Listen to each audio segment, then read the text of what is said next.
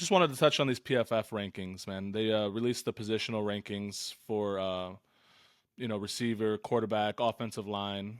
They do whatever every year, and yeah, just wanted to get your guys' thoughts on it, man. Let's jump into the quarterbacks real quick and see what you guys think. I mean, obviously, number one was Patrick Mahomes, right? Moran, this is gonna kind of drive you nuts, though. I wanna get your thoughts on this real quick. Lamar Jackson and Josh. I'm sorry, Lamar Jackson's number two, and Josh Allen's number four. Joe Burrow rounded out the top three, which I have no issues with. But how do you feel about Josh Allen and Lamar being so high? Let me turn it around on you guys. How do you feel?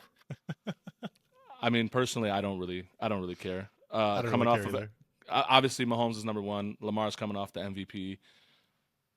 Joe Burrow is, top five. Josh Allen is a top five right now until proven otherwise. So I don't really care. I think those guys are ranked just fine. You can I put whatever mean, order as long as Mahomes is number one. yeah, like I like how they did it. They spread it into tiers, right? So Yeah.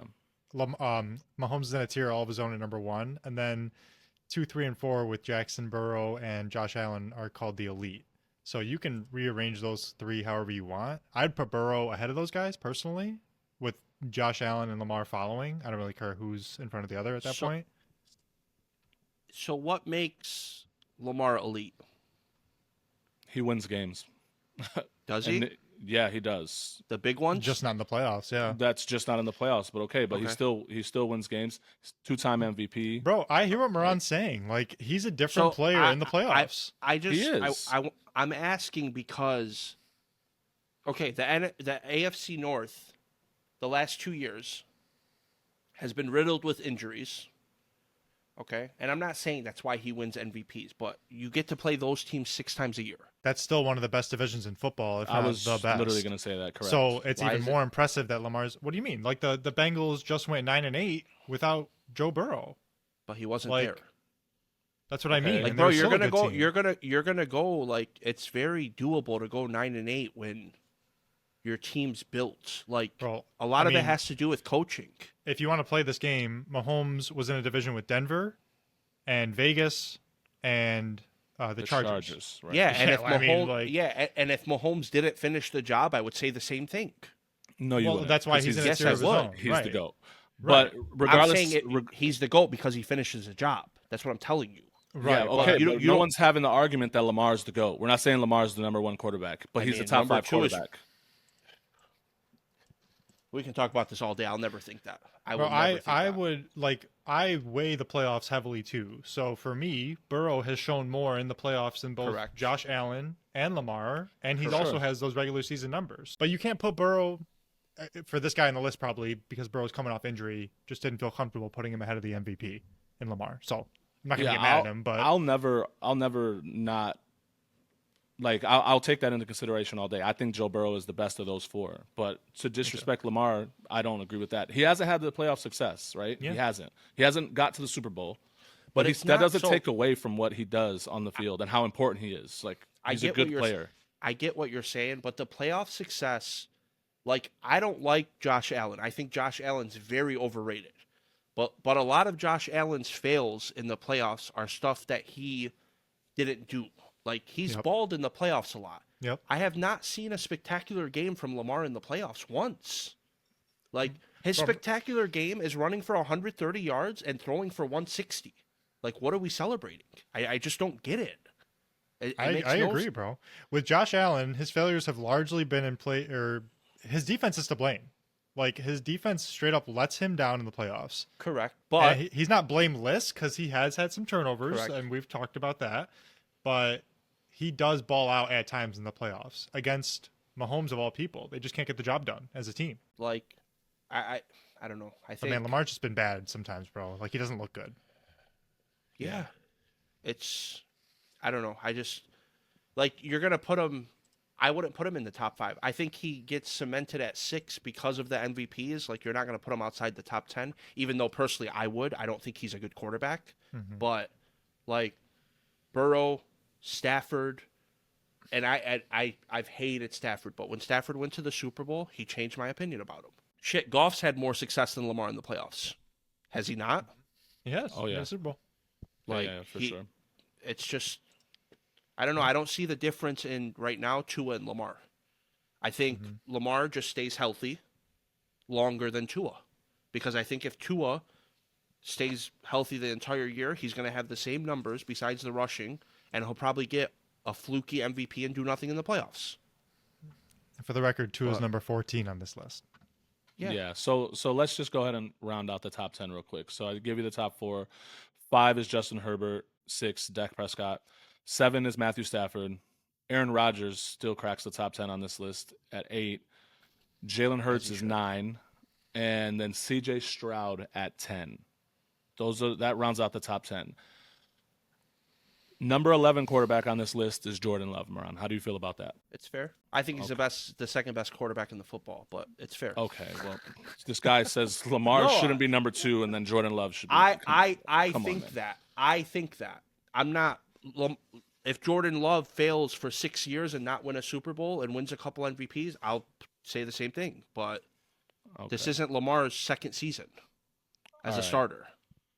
But I actually think Love could be higher on that list if his first half of the year last year wasn't so bad. it Agreed. wasn't so His bad. second but half, It was very well, bad. it it kind of wasn't was. very bad. His second half was elite, wasn't. which put him into. His second half conversation. was godlike, so his normal first half looked normal. That's all it was. Okay. But Dak Ro- being number 6 on there, I'm gonna have the same energy. Sorry, I didn't mean to cut you off, but No, you're good. Dak being at 6 is a joke as well. He has no MVPs, and he literally, I don't trust him over my wife in the playoffs.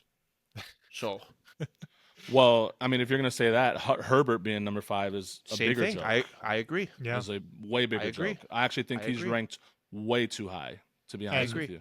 With But- playoff considerations in mind, Yeah. Hurts being at 9 is kind of a joke because Hurts could be ahead of Dak easily if you want to put it that way. Yeah. But Dak I had a agree. better year last year, stat wise. So, whatever. This is simply what they did in 2024.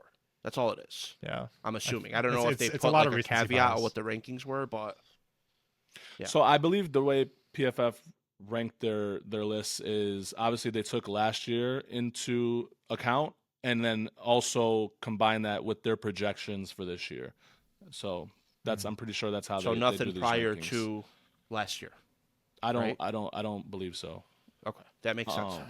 Yeah. So But then a guy that didn't play in Aaron Rodgers, why is he up there? Like, it doesn't make sense. you're right. Well, that's because of the projection part, right? Oh, okay, that's fair. Yeah. Yeah. So then number 12, just to round this out real quick, is Trevor Lawrence. We have Brock Purdy at 13, Tua Tagovailoa at 14, like Ryan mentioned earlier, and then Kirk Cousins at 15, and at 16, smack dab in the middle, our quarterback Jared Goff. It's a joke. I think so too. It's a joke. It's very funny to me that he's 16 behind these guys, which, by the way, is 2 spots ahead of Geno Smith at 18. Like, say that to yourself and try not to laugh, for real, that he's barely ahead of Geno Smith and Kyler Murray at this point. Yeah, I think that's way, way, way too low.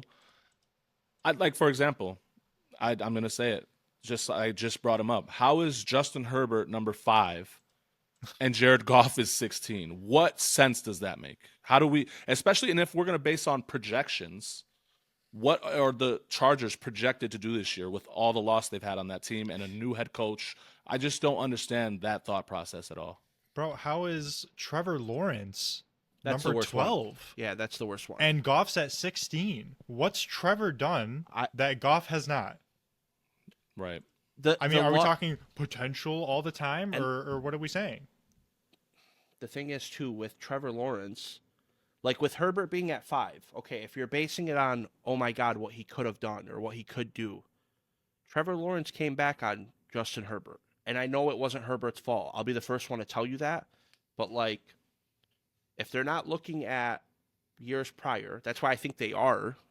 But if they're not, just Trevor Lawrence there does not make sense. And I'm obviously the least guy to defend a Lions player, but Jared Goff being there does not make sense. And that it loses credibility for our whole segment. We should never do a PFF segment again. So apparently. just let's just read the caption that he wrote, because I want to be fair to the guy who wrote this too, and just see where he's coming from. So for as much as Goff was already an efficient in-structure quarterback, he took that to an even higher level last season. His 85.2 passing grade in 2023 was the highest of his career. He talks about the big time throw percentage and a low turnover worthy play percentage, whatever. Unfortunately, Goff's play under pressure and outside of structure continues to leave a lot to be desired when compared to other NFL quarterbacks.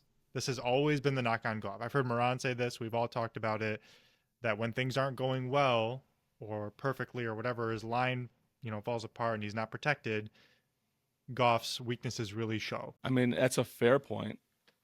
But however, even with those issues, he was still able to put up his best season of his career, passing wise, I believe last year was. Doesn't make sense to me. I'll never agree with it. I think what that guy's saying is the lack of structure wasn't there. The lack of not being structured last year wasn't there for the Lions.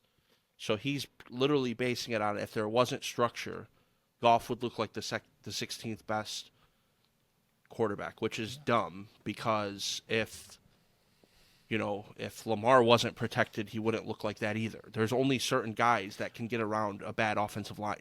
There's like 3 or 4. Well, as Mito says all the time, if my had balls, she'd be my uncle. What are we talking about? It's the whole ifs just is weird when it comes to rankings. If you're basing it off last year and projections this year, just base it off that. Based on what the Lions did in the offseason, their offense should still be good for the first 2 quarters because their offensive coordinator doesn't know what the third and fourth quarter are. But yeah, I would argue just the third quarter. We're usually pretty good in the fourth. All right, that's fair.